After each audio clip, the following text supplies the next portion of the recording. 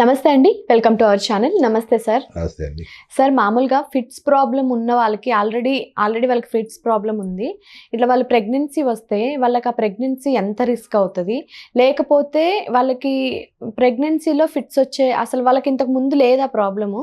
ఒకవేళ ప్రెగ్నెన్సీ ఉంటే అందులో ఏమైనా ఫిట్స్ వచ్చే ప్రాబ్లమ్ ఉంటుందా?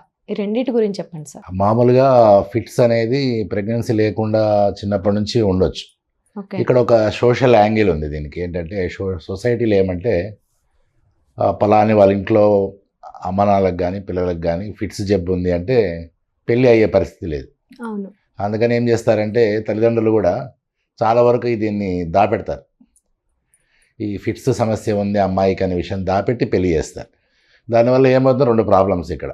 ఒకటి వచ్చి దాపెట్టడం వల్ల ఆమె తీసుకునే ట్రీట్మెంట్ కరెక్టా కాదా అనే చెక్కింగ్ అనేది ఉండదు. రెండోది అత్తగారింటికి పోయిన తర్వాత వాళ్ళ ఫిట్స్ టాబ్లెట్స్ వాడరు.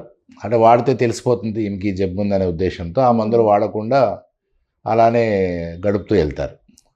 దాంతో ఏమవుతుందంటే ఆల్రెడీ కంట్రోల్లో ఉన్న ఫిట్స్ వ్యాధి నెలల తరబడి వాడకుండా ఉన్నందువల్ల ఆమె గర్భమయ్యవతి అయిన టైంకే ఈ ఫిట్స్ మొదలయ్యే అవకాశం ఉంది.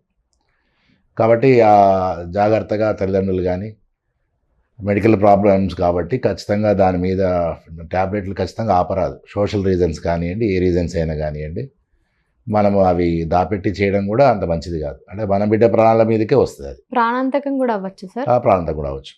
ఓకే. ఎందుకంటే ఆమె గర్భవతిగా ఉన్నప్పుడు ఫిట్స్ వస్తుంది. ఆ ఫిట్స్ కారణం తెలియదు. ఆమెకు ఆల్రెడీ ఫిట్స్ ఉన్నాయనే విషయం తెలియదు. సో వాడే మందు మారిపోతుంది.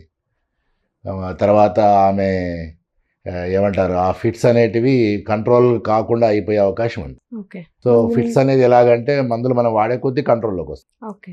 దాన్ని ఎమర్జెన్సీలో పోకముందరే కంట్రోల్ పెట్టుకోవడం మంచిది. ఇంకొక మనం అనుకున్నది ఫిట్స్ ముందు లేకుండా ప్రెగ్నెన్సీలోనే ఫిట్స్ రావచ్చా అంటే తప్పకుండా రావచ్చు. అది మనకు మాయ అనేది అంటే ప్లెజెంటా ప్రెగ్నెన్సీలో బేబీకి అన్ని ఆహారం అంతా దాని నుంచే వస్తుంది. అదే మెయిన్ రీజన్ అనుకుంటాం. అంటే కొంతమంది గర్భం పడుతుంది, కొంతమంది గర్భం పడదు.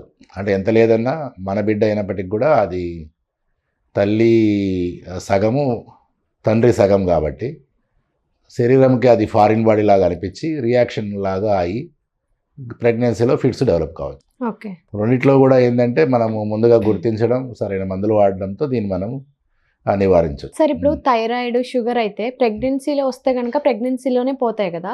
ఈ ఫిట్స్ ప్రాబ్లం కూడా ఒకవేళ ఇందులోనే వస్తే ఇందులోనే పోతుందంటారా? మనం అనుకున్న రెండు కారణాలు ప్రెగ్నెన్సీ ముందే ఆమెకు చిన్నప్పటి నుంచో తర్వాత డెవలప్ అయిన ఫిట్స్ అయితే అది ప్రెగ్నెన్సీలో రావచ్చు, ప్రెగ్నెన్సీ తర్వాత కూడా అట్లే ఉంటుంది. ఓకే. ఆ మందులు వాడేదాన్ని బట్టి ఆమెకు లాస్ట్ 2 years నుంచి లేవు, 5 years నుంచి లేవు అన్నప్పుడు దాన్ని బట్టి నిర్ణయం తీసుకుంటారు డాక్టర్లు మళ్ళీ మందులు వాడాలని లేదా అని.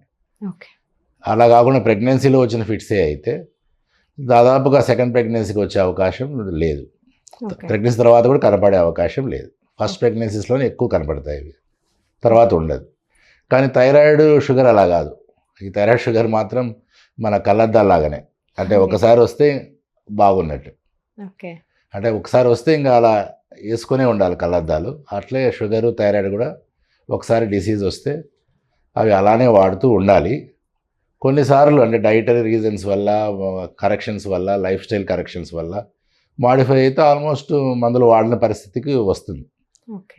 కానీ మందులు అనేది ప్రెగ్నెన్సీకి అయిపోగానే తగ్గిపోతాయి అనేది మాత్రం కరెక్ట్ కాదు. Thyroid, sugar